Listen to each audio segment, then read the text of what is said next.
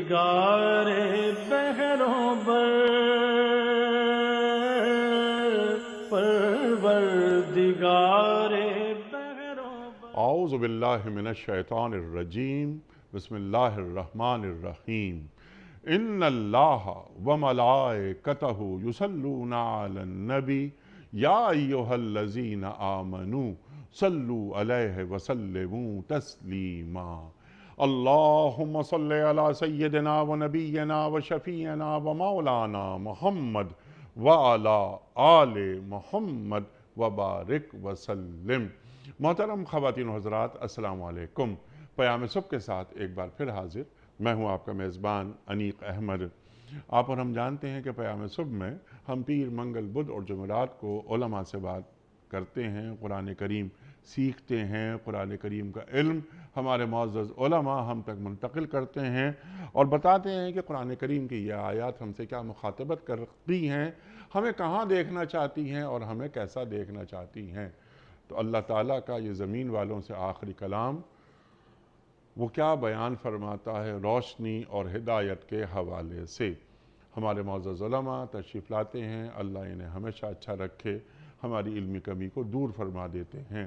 آج ہم سورہ زمر کی آیت نمبر 7 کے حوالے سے بات کروائیں گے ایک ممتاز عالم دین سے۔ اللہ فرما رہا ہے کہ اگر تم کفر کرو گے تو اللہ تم سے بے نیاز ہے، لیکن وہ اپنے بندوں کو کفر کرتا ہوا دیکھنا نہیں چاہتا۔ اللہ اکبر، راستے بتا دیے، ہدیناہ النجدین ارشاد فرمایا گیا ہے قرآن کریم میں۔ اللہ اکبر، اللہ اکبر۔ خواتین و حضرات، اس پہ بھی ذرا لمبی بات انشاءاللہ کروائیں گے اپنے معزز مہمان سے۔ کفر نہ کرو تو بہتر ہے تمہارے لیے، اللہ بے نیاز ہے، اس کو اس کی پرواہ نہیں کہ اس کی عبادت کوئی کر رہا ہے یا نہیں کر رہا، کوئی اسے سجدے کر رہا ہے یا نہیں کر رہا۔ اللہ فرماتا ہے اگر تم شکر کرو گے تو وہ اسے پسند کرے گا۔ وَلَا تَزِرُ وَازِرَةٌ وِزْرَ أُخْرَى۔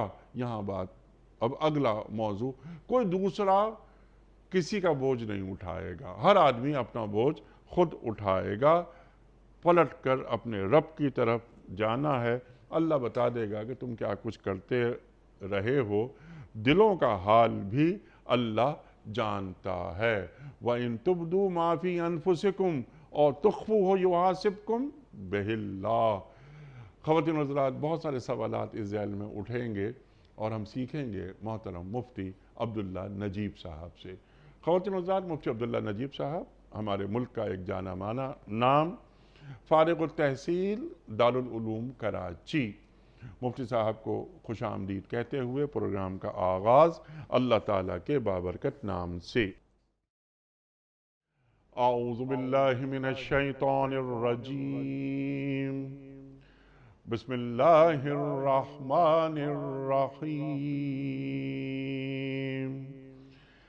ان تکفروا فإن اللہ غنی عنکم ولا يرضى لعباده الكفر وإن تشكروا يرضه لكم ولا تزر وازرة وزر أخرى ثم إلى ربكم مرجعكم فينبئكم بما كنتم تعملون إنه عليم بذات الصدور۔ صدق اللہ العظیم۔ اگر تم کفر کرو گے تو اللہ تم سے بے نیاز ہے، لیکن وہ اپنے بندوں کے لیے کفر کو پسند نہیں کرتا، اور اگر تم شکر کرو تو اسے وہ تمہارے لیے پسند کرتا ہے۔ کوئی بوجھ اٹھانے والا کسی دوسرے کا بوجھ نہیں اٹھائے گا۔ آخرکار تم سب کو اپنے رب کی طرف پلٹنا ہے، پھر وہ تمہیں بتا دے گا کہ تم کیا کرتے رہے ہو۔ وہ تو دلوں کا حال تک جانتا ہے۔ محترم مفتی صاحب کی خدمت میں اس سے پہلے کہ ہم رکھیں آج کے پروگرام کے حوالے سے پہلا سوال، کوئز، کل کے پوچھے گئے سوال کا درست جواب اور آج کا سوال آپ کی خدمت میں۔ کل کا سوال ہمارا یہ تھا کہ وہ کون سے صحابی ہیں جن کے متعلق سورہ عبسہ کی ابتدائی آیات نازل ہوئی تھیں؟ درست جواب حضرت عبداللہ بن ام مکتوم رضی اللہ تعالی عنہ۔ آج کا سوال نوٹ فرما لیجئے۔ اللہ تعالیٰ نے قرآن کریم میں حضرت مسیح علیہ السلام کی مثال کس پیغمبر سے دی ہے؟ حضرت آدم علیہ السلام سے، یا حضرت ابراہیم علیہ السلام سے، یا سرکار دو عالم صلی اللہ علیہ وآلہ وسلم سے؟ جو درست جواب آپ سمجھتے ہوں روانہ فرمائیے۔ ہمارے فون نمبرز ہیں 0092213452709۔ ہمارا دوسرا فون نمبر ہے 009221343000980۔ ہمارا ای میل ایڈریس ps@dunyatv.tv، ہمارا SMS کا نمبر 3031 اور ہمارا واٹس ایپ کا نمبر ہے 009232825019 حضرت ارشاد فرمائیے، اللہ تعالیٰ بالکل وضاحت سے بیان فرما رہا ہے کہ اگر تم کفر کرو گے تو اللہ بے نیاز ہے، لیکن بندوں کے لیے کفر کو پسند نہیں کرتا، وہ تمہیں شکر گزار دیکھنا چاہتا ہے۔ کیا اس کا شان نزول ہے؟ اللہ کیا فرما رہا ہے؟ اس آیت کے کیا معنی مفاہیم ہیں؟ ارشاد فرمائیے۔ بسم اللہ الرحمن الرحیم، الحمدللہ رب العالمین والصلاة والسلام علی سید الانبیاء والمرسلین وعلی آلہ وصحبہ اجمعین، اما بعد۔ اللہم صلی اللہ۔ بڑی جامع آیت ہے یہ، اور اس میں ایک طرح سے اللہ تعالیٰ نے پورا یعنی انسان کی پیدائش سے لے کر آخرت تک ساری باتیں جو ہے اس میں کر دی ہیں۔ سبحان اللہ۔ پہلی بات جو ارشاد فرمائی جا رہی ہے کہ ان تکفروا فإن اللہ غنی عنکم، اگر تم کفر اختیار کرو گے تو اللہ تعالیٰ تم سے بے نیاز ہے۔ اللہ تعالیٰ نے یہ بات اور بھی کئی جگہ ارشاد فرمائی ہے کہ وَمَنْ كَفَرَ فَإِنَّ اللَّهَ غَنِيٌّ حَمِيدٌ وَمَنْ كَفَرَ فَإِنَّ اللَّهَ غَنِيٌّ عَنِ الْعَالَمِينَ۔ اس طرح کی باتیں بھی اللہ تعالیٰ نے مختلف جگہوں پر قرآن کریم میں ارشاد فرمائی ہے، اور مقصد یہاں پہ بتانے کا یہ ہے کہ دیکھو اگر تم کفر اختیار کرو گے، یعنی پہلا اس میں دونوں باتیں، ایک تو یہ کہ اللہ تعالیٰ کی ذات پر ہی ایمان نہیں لاؤ گے، وہ بھی، اور اگر ایمان تو لائے لیکن ناشکری اختیار کی ہوئی ہے تو وہ بھی اس میں داخل ہے۔ تو اگر کوئی شخص کفر اختیار کرتا ہے یا ناشکری اختیار کرتا ہے تو یہ نہ سمجھے کہ اگر میں شکر گزار بنوں گا تو اس میں اللہ تعالیٰ کو کوئی فائدہ ہے۔ اللہ تعالیٰ کی ذات بالکل بے نیاز ہے، اگر ساری دنیا کفر پہ لگ جائے تو اللہ تعالیٰ کی ذات میں، اس کی بڑائی میں، اس کے تقدس میں حبہ برابر کوئی کمی نہیں آئے گی۔ سبحان اللہ۔ اس وقت بھی آپ دیکھ لیں ہماری دنیا کی آبادی 7 ارب سے اوپر ہے، 2 ارب مسلمان ہیں، باقی سارے کفر میں مبتلا ہیں۔ تو یہ نہیں ہے کہ اکثریت کیونکہ کفر پہ ہے تو اللہ تعالیٰ کو اس سے کوئی نقصان پہنچ رہا ہے، یا اللہ تعالیٰ کی جو پاکی بیان کرنے میں کوئی کمی واقع ہو رہی ہے، یا اللہ تعالیٰ کے تقدس میں کوئی کمی آ رہی ہے، ایسا کچھ نہیں ہے۔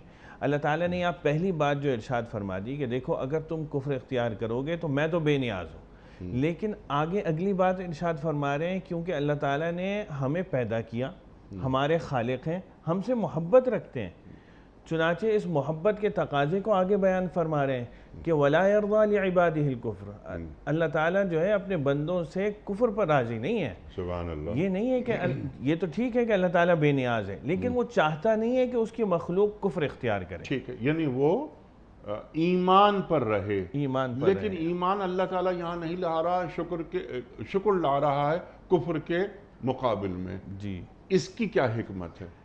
دیکھیے کفر کے مقابلے میں شکر جو ہے وہ بھی قرآن کریم میں آیا ہے، مثلا سورہ ابراہیم کی آیت ہے کہ لَإِن شَكَرْتُمْ لَأَزِيدَنَّكُمْ وَلَإِن كَفَرْتُمْ إِنَّ عَذَابِي لَشَدِيدٌ۔ جی ہاں، اگر تم شکر گزار بنو گے تو میں تمہاری نعمتوں میں اضافہ کروں گا، اور اگر تم یہاں جو کفر فرمایا، یہاں کفر سے مراد ناشکری ہے، کفران نعمت ہے۔ کفران نعمت ہے۔ اگر تم ناشکری کرو گے تو میرا عذاب بڑا سخت ہے۔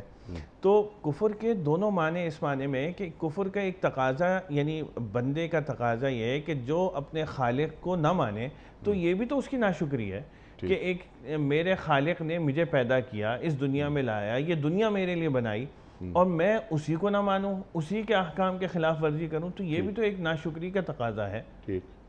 تو کفر میں جہاں یہ بات داخل ہے کہ وہ اللہ تعالیٰ پر ایمان نہیں لاتا، وہیں ناشکری میں یہ بات بھی داخل ہے کہ یعنی ناشکری کا یہ ایک جز ہے کہ اللہ تعالیٰ کے اوپر ایمان نہ لایا جائے، جبکہ اس نے پیدا کیا، وہ خالق ہے، اور اس کا تقاضا ہے کہ اس کو مانا جائے، اس کے احکام کی پیروی کی جائے۔ تو یہاں پہ اللہ تعالیٰ نے فرما دیا کہ اگر تم کفر کرو گے تو اللہ تعالیٰ تو بے نیاز ہے، لیکن اللہ تعالیٰ اس بات سے راضی ہرگز نہیں ہے کہ بندے جو ہے اس کے کفر پر رہیں، بلکہ وہ یہ چاہتا ہے کہ ایمان پر آئیں، اور جب ایمان پر آئے گا تو شکر گزار بھی لا محالہ بنے گا، کیونکہ ایمان لانے میں ہی پہلا شکر یہ ہے کہ وہ اس اپنے مالک کو پہچان گیا ہے۔ سبحان اللہ۔ ما یفعل اللہ بعذابکم ان شکرتم وآمنتم، اللہ کو کیا پڑے کہ تمہیں عذاب دے، تم شکر گزاری کرو اور ایمان لاؤ۔ جو آپ نے بات فرمائی کہ شکر گزاری اور ایمان ایک مومن کے لیے شکر گزاری اس کے ایمان کا حصہ ہے۔ بالکل ٹھیک ہے نا؟ جی ہاں جی۔ اور وہ آپ نے سورہ ابراہیم کی جو آیت تلاوت فرما دی، یہ تو ہمیں ہر گھر کے دروازے پر لکھ کر لگا دینی چاہیے کہ لئن شکرتم لازیدنکم وَلَئِن كَفَرْتُمْ إِنَّ عَذَابِي لَشَدِيدٌ، اور یہاں پر لام تاکید کے ساتھ ہے کہ ضرور بالضرور کہ تم شکر گزاری کرتے رہو گے، میں نعمتوں میں اضافہ کرتا رہوں گا، تم کفران نعمت کرو گے پھر میرا عذاب بہت شدید ہے۔ اللہ اکبر۔ اب یہاں پر شکر گزاری کے جو آداب ہیں، جو شکر گزاری کے آداب ہیں، کفر تو کرنا نہیں ہے، وہ بات سمجھ میں آ گئی، لیکن کیا مجموعی طور پر یا من حیث المجموع ہم اللہ تعالیٰ کا شکر ادا کر رہے ہیں، یا ہم نے اپنے گھروں میں ایسا ماحول پیدا کیا ہے کہ ہم اپنی نسلوں کو دین منتقل کر رہے ہیں اور انہیں بتا رہے ہیں کہ دیکھو ایمان اور شکر گزاری ساتھ ساتھ چلتے ہیں۔ ارشاد۔ دیکھیے جو آپ نے بات فرمائی بڑی اہم ہے، شکر گزاری کہتے کسے ہیں؟ ہمیں تو پہلے یہ سمجھنے کی ضرورت ہے نا، ہم یہ کیسے سمجھیں کہ ہم اس نعمت کے بدلے میں شکر گزار ہو رہے ہیں؟ تو جیسے آپ نے فرمایا نا کہ یہ جو آیت ہے سورہ ابراہیم کی، یہ آپشنل نہیں ہے ہمارے لیے کہ اگر ہم شکر گزاری نہ کریں تو کوئی بات نہیں، اللہ اکبر، بلکہ اللہ تعالیٰ نے کہہ دیا کہ اگر کفران نعمت کرو گے تو میرا عذاب بڑا سخت ہے۔ تو اس سے پتہ یہ چلا کہ شکر گزار ہونا ہمارے لیے آپشنل چیز نہیں ہے، بلکہ ہمیں کرنا پڑے گا۔ ایمان کے تقاضوں میں سے ہے کہ ہم شکر گزار بنیں۔ اچھا، شکر گزاری کہتے کسے ہیں؟ شکر گزاری اس کو کہتے ہیں شریعت کی نگاہ میں کہ جو اللہ تعالیٰ نے نعمت دی ہے اس کے تقاضے کے مطابق عمل کیا جائے۔ اللہ تعالیٰ نے جب ایمان دیا ہے تو اس کے تقاضے ہیں کہ اللہ تعالیٰ کے احکام اس کے ساتھ جڑے ہوئے ہیں، ہم ان احکام کی پابندی کریں۔ اللہ تعالیٰ نے کوئی نعمت دی ہے، مثلا گاڑی کی نعمت دی ہے، تو گاڑی کی نعمت کا تقاضا یہ ہے کہ اللہ تعالیٰ کے جو احکام ہیں اس کے مطابق اس کو استعمال کیا جائے۔ جب گاڑی میں بیٹھا جائے تو سفر کی دعا پڑھی جائے، اس گاڑی کو ان جگہوں کے لیے استعمال کیا جائے جہاں اللہ تعالیٰ کی عبادت، جہاں اللہ تعالیٰ کے احکام کی پیروی کی جا سکے۔ اگر اس کے خلاف کیا جا رہا ہے تو یہ ناشکری ہے۔ تو ایک شکر گزاری کا جو اول درجہ ہے وہ تو یہ کہ انسان زبان سے شکر ادا کرے، زبان سے الحمدللہ کہے، اللہ تعالیٰ کا شکر ادا کرے، اللہم لک الحمد ولک الشکر کہے، اور ساتھ ہی ساتھ جو نعمت ملی ہوئی ہے اس کو جیسا کہ اس کو استعمال کرنا چاہیے شریعت کی نگاہ میں اللہ تعالیٰ کے احکام کے مطابق، ویسے ہی اس کو استعمال بھی کرے۔ اب جیسے آپ نے فرمایا کہ ہم اپنے گھروں میں شکر گزاری کی ماحول پیدا کرتے ہیں یا نہیں پیدا کرتے، تو اس کا تقاضا یہی ہے کہ جب ہم بحیثیت مسلمان ہیں، اللہ تعالیٰ کے احکام کو جانتے ہیں، تو اب ہمیں اپنے بچوں پہ منتقل کرنے کا طریقہ کیا ہے؟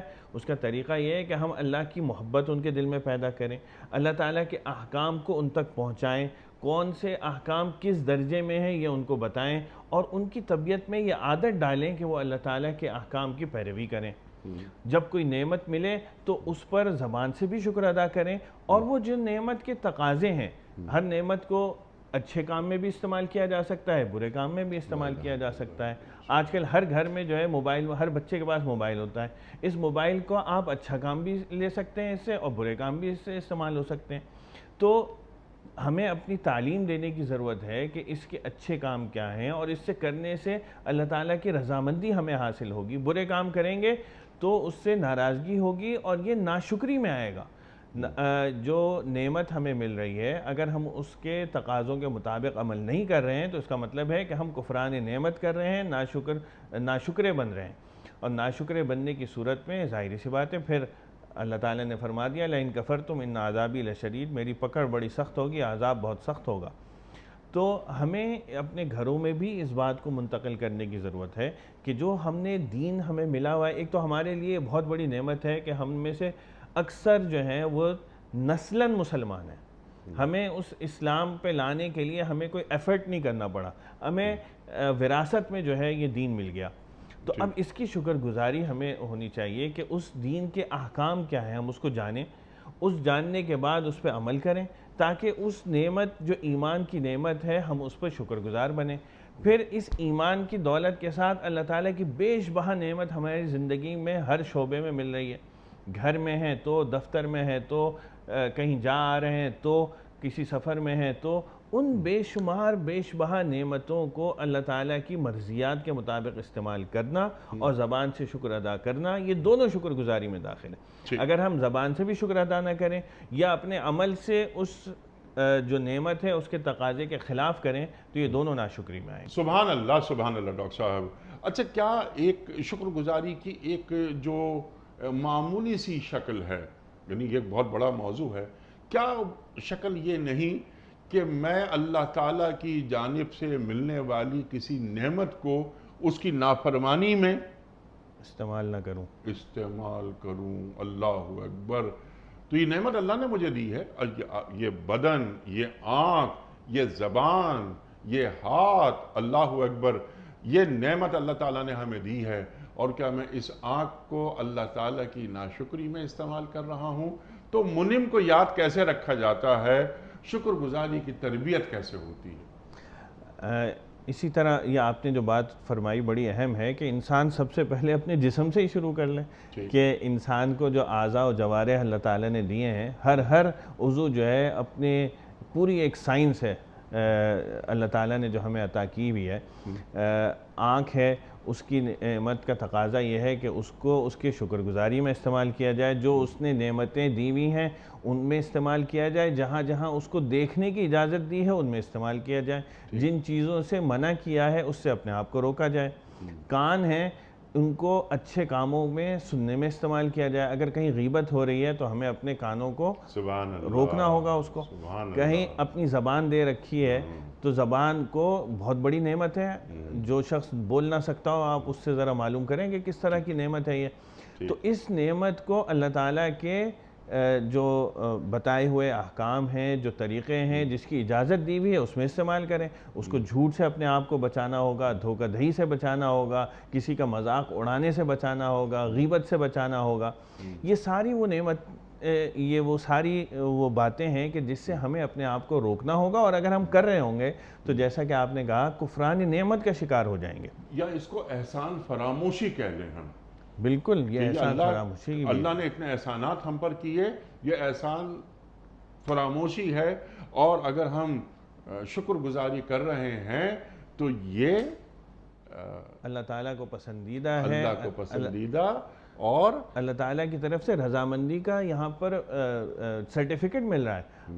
اللہ تعالیٰ کا ارشاد ہے وَإِن تَشْكُرُوا يَرْضَهُ لَكُمْ، اگر تم شکر گزار بنو گے تو اللہ تعالیٰ کو یہ بات پسند ہے، وہ تمہارے لیے اس بات کو پسند کرتے ہیں۔ تو جب پسند کرتے ہیں اس کا مطلب ہے اللہ تعالیٰ کی رضامندی ہے اس میں، اور جب اس میں یعنی آدمی سوچے تو اس میں فائدے کتنے، ایک تو انسان کو جو نعمت ملی اس کا اپنا تقاضا یہ ہے کہ اس پر شکر ادا کرے۔ اچھا مفتی صاحب، تقاضے سے پہلے نعمتوں کا احساس ہونا چاہیے نا؟ بالکل۔ تو کیا من حیث المجموع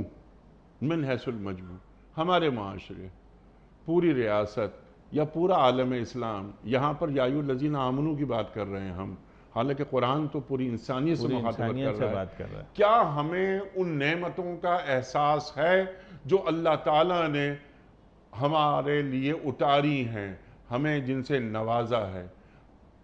اگر نہیں تو وہ احساس کیسے پیدا کیا جائے؟ دیکھیے، یہ بات آپ کی درست ہے، من حیث المجموع اگر ہم عالم اسلام میں مسلمانوں کی حالت دیکھیں تو ہمیں یہی لگتا ہے کہ مسلمانوں کو اس بات کا احساس نہیں ہے کہ اللہ تعالیٰ نے کیا کیا نعمتیں ان کو عطا کر رکھی ہیں۔ کون بتائے گا؟ دیکھیے یہ چیز تو تربیت سے آتی ہے، جو بچپن سے جو ہے ایک والدین جو ہے وہ بچے کو بتاتے ہیں۔ اگر والدین نہیں کر سکے تو مربی کون ہوگا؟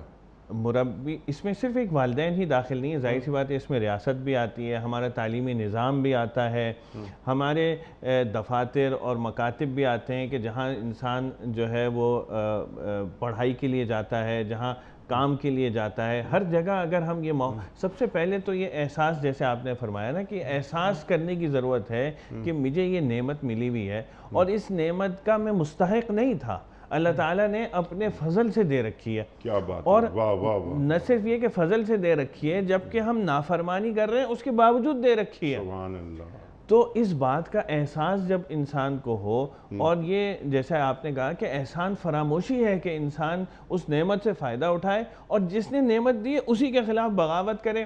اللہ، بغاوت کا مطلب یہ ہے کہ اس کے احکام کے خلاف ورزی کرے۔ جی ہاں، تو یہ تو یعنی ایک خود صاحب عقل ہونے کی حیثیت سے خود انسان کو بھی شعور ہونا چاہیے۔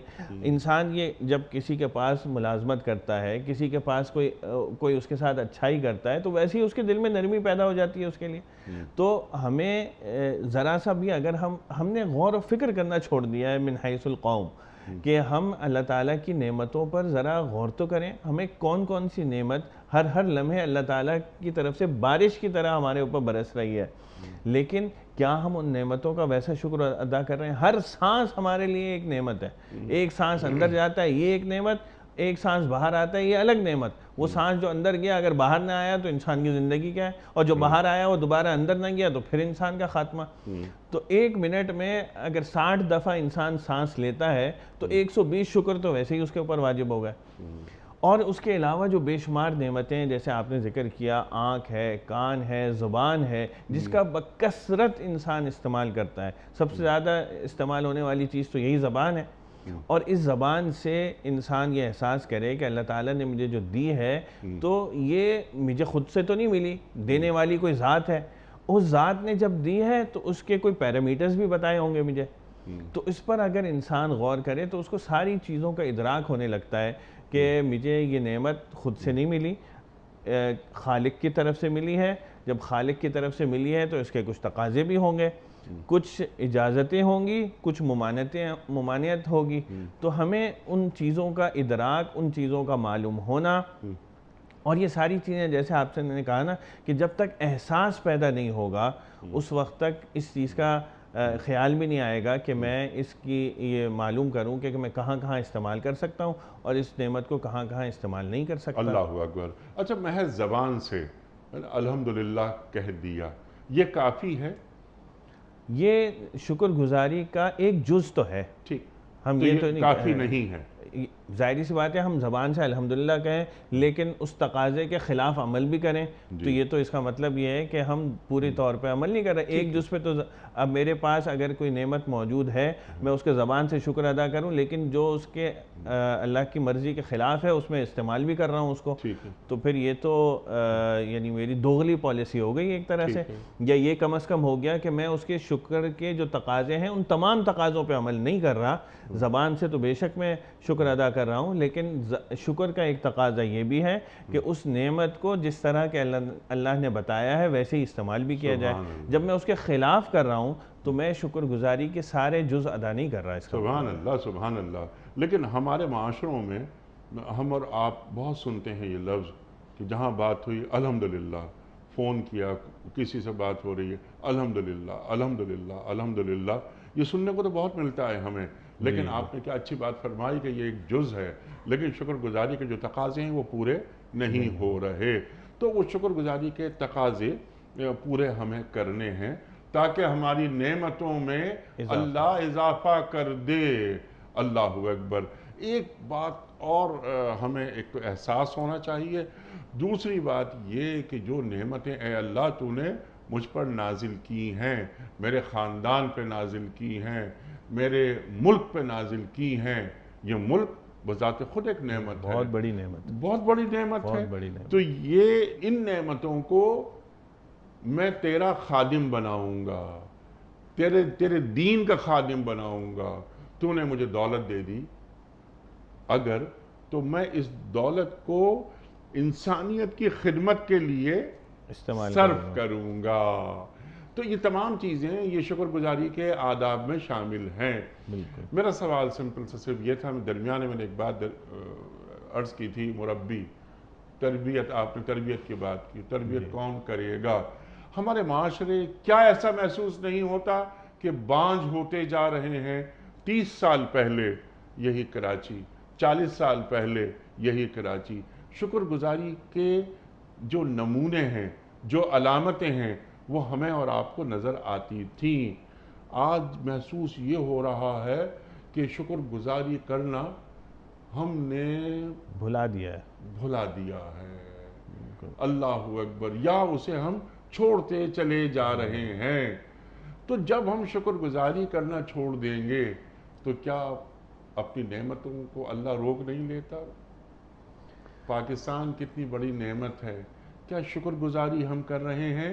یا ہمارے حکمران کوئی بھی ہوں، کیا وہ ایسا ماحول پیدا کرنے میں کامیاب ہوئے یا ہو رہے ہیں کہ جس کے ذریعے ہم اللہ تعالیٰ کی شکر گزاری کے لائق بن سکیں؟ کتنے لوگ ہیں اس ملک میں، ہمیں اور آپ کو نہیں ملتے، کہ جو پاکستان جیسی ریاست میں رہتے ہیں. یہ آئیڈیل ریاست ہے، یہ ہجرت ثانی کا مدینہ ہے، یہ کلمہ طیبہ کی بنیاد پر وجود میں آیا. شکر گزاری نہیں. ہاں، شکایتیں کرنے والے آپ کو بے شمار ملیں گے. تو اس کا سد باب کیا ہے؟ دیکھیں، یہی جو آپ نے پہلے بات ارشاد فرمائی تھی نا کہ احساس، جی، یہ ہمیں نعمت خداوندی جو ملک خداداد پاکستان کی صورت میں ہمیں ملی، ایسی بیش بہا نعمت ہے کہ جس کی مثال ملنا جو ہے دنیا میں مشکل ہے. ٹھیک. اور ہم نے جیسے آپ نے ارشاد فرمایا کہ کلمہ طیبہ کی بنیاد پر ہم نے اس کی بنیاد رکھی تھی. لا الہ الا اللہ پاکستان کا مطلب کیا؟ لا الہ الا اللہ. اس بنیاد پر ہم نے اس ملک کو حاصل کیا. اب اس کا تقاضا کیا تھا کہ جب ہمیں یہ بیش بہا نعمت ملی تو جو ہم نے اللہ تعالیٰ سے وعدہ کیا تھا کہ ہم اس کو لا الہ الا اللہ کی بنیاد پر حاصل کر رہے ہیں، تو ہم اعلاء کلمت اللہ یا لا الہ الا اللہ کو نافذ کریں گے. یہ نافذ کرنا نہ صرف اپنے جسم پر تھا بلکہ پورے ملک میں تھا. قانون کے لحاظ سے بھی، ہماری تجارت کے لحاظ سے بھی، ہماری عسکری کے لحاظ سے بھی، ہماری قیادت کے لحاظ سے بھی، ہماری میڈیکل کے شعبے کے لحاظ سے بھی، انجینئرنگ شعبے کے لحاظ سے بھی، ہر جگہ ہمیں اس کا نفاذ کرنا تھا. نظر نہیں آتا وہ نظر ہمیں، حالانکہ آئینی طور پر پاکستان نے کلمہ پڑھ رکھا ہے. بالکل الحمدللہ. ہم اس میں ہماری یہ کامیابی کم از کم ہے. تو کہیں ایسا تو نہیں کہ ہم قولی اقرار کر رہے ہوں، عملی انکار کر رہے ہوں؟ یہ جیسے ہم نے کہا نا کہ ہم نے شکر گزاری کا ایک پہلو تو اختیار کر لیا کہ قانون سازی کے حد تک ہم نے بہت حد تک چیزوں کو اسلامی قانون کے مطابق کیا، یا کم از کم آئین کا جیسا ابتدا ہے ہم نے اس کو کیا. لیکن یہ کافی تو نہیں ہے، کیونکہ اس قانون یا اس آئین پر عمل درآمد بھی تو ہمیں ہی کرنا ہے. اگر ہم اس پر نہیں کر رہے ہیں، ہم اس کی کفران نعمت کر رہے ہیں، ہم جو اس کے تقاضے ہیں اس کے مطابق عمل ہی نہیں کر رہے ہیں، ہم اپنی تجارت میں جاتے ہیں تو غلط بیانی کرتے ہیں، اپنے ملک کی جو نعمتیں ہیں ان کو ضائع کرتے ہیں، ان کے جس طرح اس کا تقاضے ہیں ان کو استعمال میں لانے کے، وہ ہم کرتے نہیں ہیں. ٹھیک. اللہ اکبر، اللہ اکبر. کتنی بڑی نعمت اللہ تعالیٰ نے پاکستان کی شکل میں ہمیں عطا فرمائی. جیسے آپ نے فرمایا کہ پاکستان کا مطلب کیا؟ لا الہ الا اللہ. ہونا تو یہ چاہیے تھا کہ پاکستان کا مقصد کیا؟ محمد الرسول اللہ. جی جی بالکل. کہ اللہ نے اتنی بڑی نعمت ہمیں دے دی تو نظر آئے یہاں پر اللہ کی زمین پر اللہ کا نظام. من لم یحکم بما انزل اللہ فاولئک هم الظالمون فاولئک هم الکافرون فاولئک هم الفاسقون. جو اللہ کی زمین پہ اللہ کا نظام، اللہ کے احکام نافذ نہیں کرتے، وہ ظالم ہیں، وہ کافر ہیں، وہ فاسق ہیں. اللہ اکبر. موٹی موٹی باتیں، گفتگو، کرکس آپ نے عطا فرما دیا. اسی آیت میں اللہ تعالیٰ فوراً جوڑ رہا ہے. کیا جملہ ہے، کیا آیت کا حصہ ہے؟ کہ وَلَا تَزِرُ وَازِرَةٌ وِزْرَ أُخْرَى. کوئی دوسرا کسی اور کا بوجھ نہیں اٹھائے گا. تو یہ کیا یعنی سیاق کیا ہے اس کا، یہ ذرا بیان فرما دیجئے۔ اللہ کیا بیان فرمانا چاہ رہا ہے؟ کفر، شکر، کفران نعمت، شکر گزاری، اس کے فوری بعد یہ کیا بات آئی؟ دیکھیں اللہ تعالیٰ یہاں پہ جیسے اس سے پہلے آیت کے حصے میں فرمایا کہ ان تشکروا یرضہ لکم، اگر تم شکر گزار کرو گے تو اللہ تعالیٰ اس بات کو پسند کرتا ہے۔ ٹھیک، اللہ تعالیٰ یہ چاہتا ہے، اللہ تعالیٰ نے یعنی ہماری بندگی کے تقاضے کے مطابق تو یہ تھا کہ ہم شکر گزاری کرتے اور یہ کوئی کمال نہ ہوتا، یہ تو ہمارے فرائض میں کا حصہ ہوتا، ہماری بندگی کا تقاضا ہوتا۔ لیکن اللہ تعالیٰ نے اپنے بندوں سے محبت کا جو طریقہ اختیار فرمایا اس میں ایک یہ ہے کہ یہ کہہ دیا کہ جو شخص بھی نیکی کرے گا من جاء بالحسنۃ فلہ عشر امثالھا، ٹھیک، اس نیکی کو میں صرف نیکی نہیں بلکہ 10 گنا کر کے کم از کم دوں گا، اور جتنا اخلاص اس میں زیادہ ہوگا اتنا ہی زیادہ اس کے مراتب اور درجات بڑھ جائیں گے۔ ٹھیک، لیکن ساتھ میں یہ کہہ دیا ومن جاء بالسیئۃ فلا یجزا الا مثلھا، کہ جو شخص برائی کرے گا میں بس ایک ہی برائی لکھوں گا۔ ٹھیک، تو یہاں پہ یہ فرمایا کہ اگر تم شکر گزار بنو گے تو یہ تو مجھے بہت پسند ہے، لیکن اگر جیسے تم نے کفران نعمت کیا تو یہ مت سمجھنا کہ تم کفران نعمت کر کے دوسرے کا بوجھ بھی اٹھاؤ گے۔ یہاں اگر تم دوسروں کو بہکاؤ گے اور دوسروں کو یہ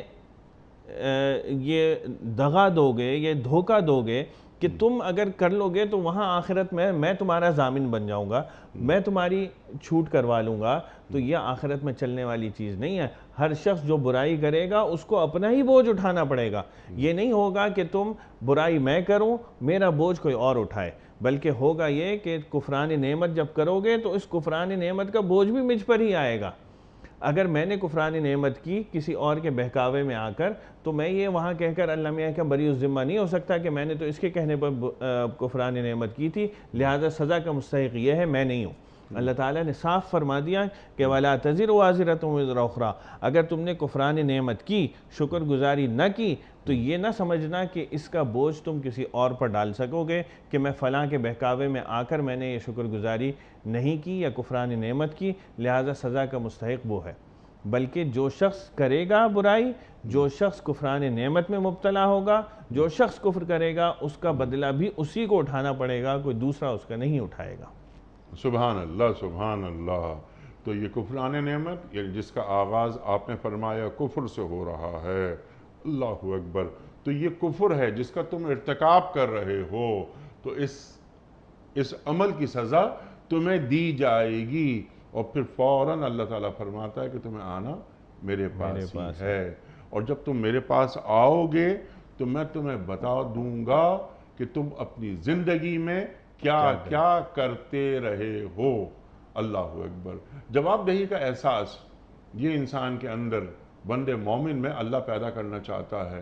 اگر جواب دہی کا احساس نہ ہو جو کہ تقوی کی جڑ ہے، پھر تو سب بیکار ہے، کیونکہ یہ دنیا تو ایک آزمائش ہے، اس کا یہ جزا سزا یہ سب اللہ تعالیٰ کے سامنے جو جواب دہی کا احساس وَلَا تَزِرُ وَازِرَةٌ وِزْرَ أُخْرَىٰ کے ذیل میں اب انسان کے اندر یہ تو ایک ہو گئی شکر گزاری، ایک ہے ناشکرہ پن، اس سے ہٹ کر ذرا اب ہم آگے آ جاتے ہیں۔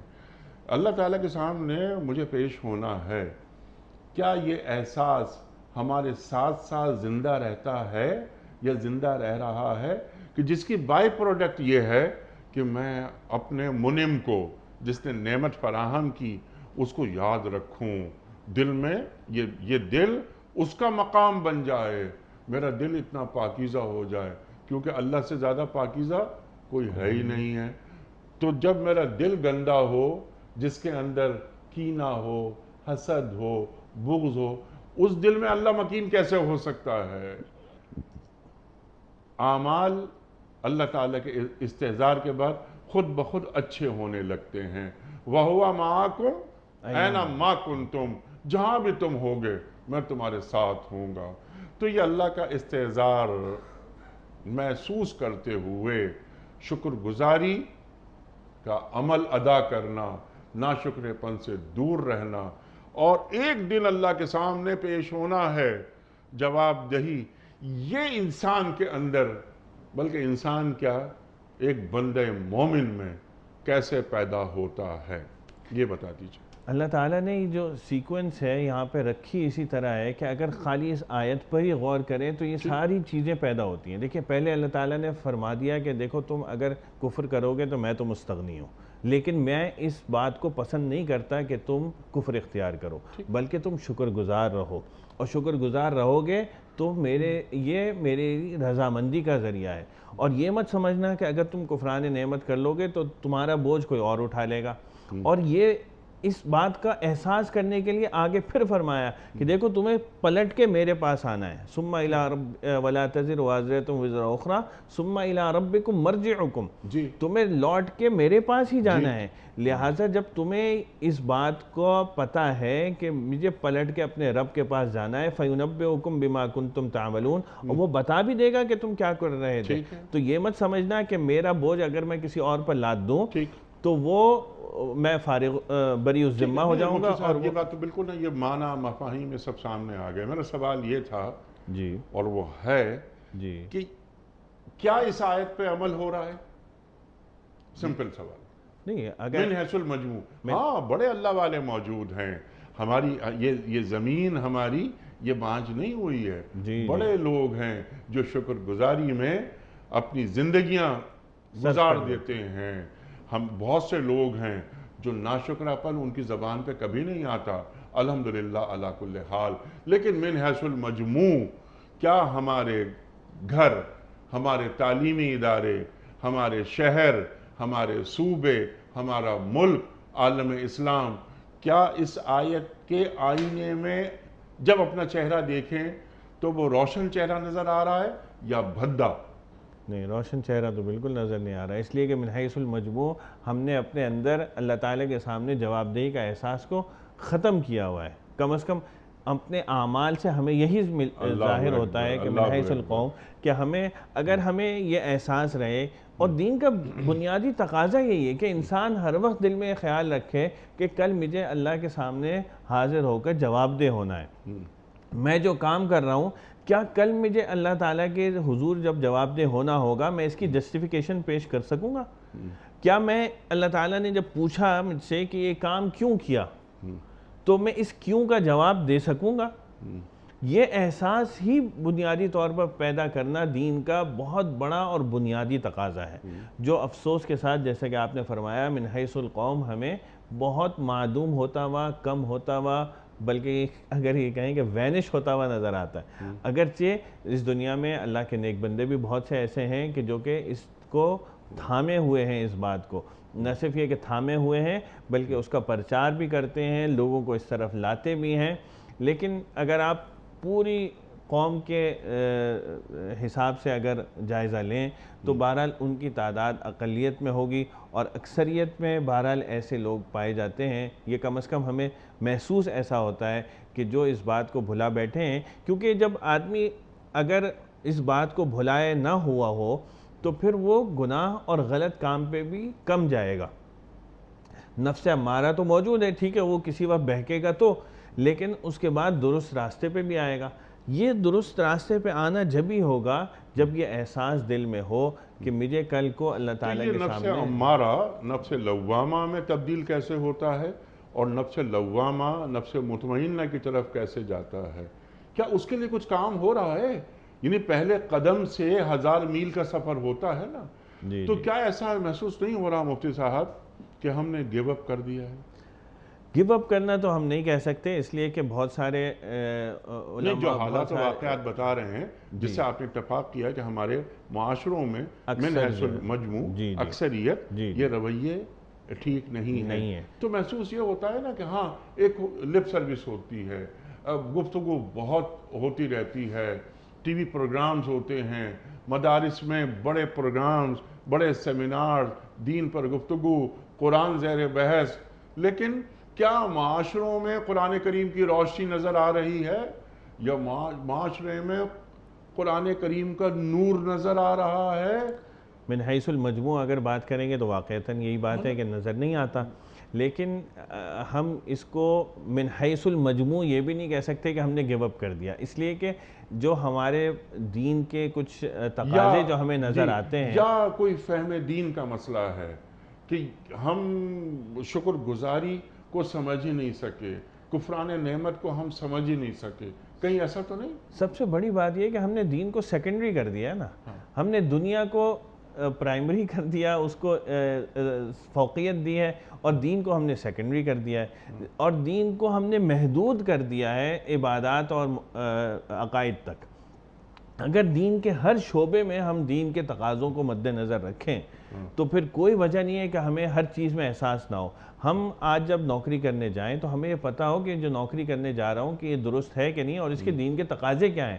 جب میں عسکری قیادت میں جا رہا ہوں تو مجھے پتہ ہو کہ اللہ تعالیٰ کے عسکری قیادت کے لیے کیا کیا احکام ہیں۔ جب میں کرسی پر بیٹھتا ہوں تو مجھے پتہ ہونا چاہیے کہ اللہ تعالیٰ نے اس میں صرف یہ کرسی جو مجھے دی ہے اس کے کچھ تقاضے بھی دیے ہیں، اور کچھ یہاں بیٹھ کے ممانعت بھی میں شکر گزاری کر سکتا ہوں، کرنا ہے مجھے۔ جی کیا یہ ممکن نہیں کہ آپ جیسے علماء جو ہماری عسکری قیادتیں ہیں ان کے پاس جائیں، انہیں بتائیں اللہ تعالیٰ مجھے کہاں دیکھنا چاہتا ہے، کیسا دیکھنا چاہتا ہے۔ مفتی صاحب میں آپ کو بڑا ممنون، آپ تشریف لائے۔ خواتین و حضرات، ہمارے معزز علماء تشریف لاتے ہیں، ہمیں قرآن کریم سے قریب کر دیتے ہیں، اللہ انہیں سلامت رکھے۔ وقت مکمل ہوا ہمارے آج کے پروگرام کا کوئز۔ کل کا سوال ہمارا یہ تھا کہ وہ کون سے صحابی ہیں جن کے متعلق سورہ عبسہ کی ابتدائی آیات نازل ہوئی تھیں؟ حضرت عبداللہ بن ام مکتوم رضی اللہ تعالی عنہ، یہ کل کے پوچھے گئے سوال کا صحیح جواب۔ آج کا سوال نوٹ فرما لیجئے۔ اللہ تعالیٰ نے قرآن کریم میں حضرت مسیح علیہ السلام کی مثال کس پیغمبر سے دی ہے؟ حضرت آدم علیہ السلام سے، یا حضرت ابراہیم علیہ السلام سے، یا سرکار دو عالم صلی اللہ علیہ وآلہ وسلم سے؟ جو درست جواب آپ سمجھتے ہوں روانہ فرمائیے۔ ہمارے فون نمبرز ہیں 0092213452709، ہمارا دوسرا فون نمبر ہے 0092233400980۔ ہمارا ای میل ایڈریس ps@dunyatv.tv، ہمارا SMS کا نمبر 3031، اور ہمارا واٹس ایپ کا نمبر ہے 00923218250194۔ حضرت ایک پرچی نکال کر اعلان فرما دیجئے کہ آج کے ونر کون ہیں؟ بنت لیاقت علی ہیں عارف والا سے۔ بنت لیاقت علی، اچھا بنت لیاقت علی عارف والا سے۔ جی ہاں، بنت لیاقت علی آپ کی خدمت میں، اچھا نام لگائیے، بہت اچھا نام، اور ایک نیا نام ہمارے پروگرام میں آیا۔ آپ کی خدمت میں دنیا ٹی وی کی جانب سے دینی کتب پر مشتمل گفٹ ہیمپر آپ کی خدمت میں پیش کیا جا رہا ہے۔ آپ کو بہت بہت مبارک ہو۔ خواتین و حضرات، یہ پیر، منگل، بدھ اور جمعرات، یہ 4 دن ہم پیش کرتے ہیں پروگرام قرآن کریم کی مختلف آیات پر۔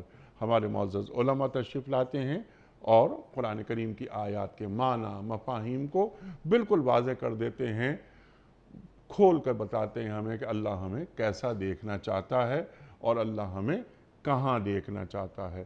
لیکن جمعہ اور ہفتہ 2 دن سوال جواب کے لیے ہوتے ہیں۔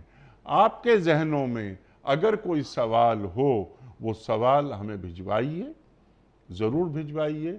انشاءاللہ تعالیٰ یہ جمعہ ہفتہ 2 دن سوال و جواب کے لیے ہے، اسی لیے ہے کہ ذہنوں میں کوئی ابہام باقی نہ رہے، کوئی گتھی ایسی نہ ہو کہ جو سلجھ نہ پا رہی ہو۔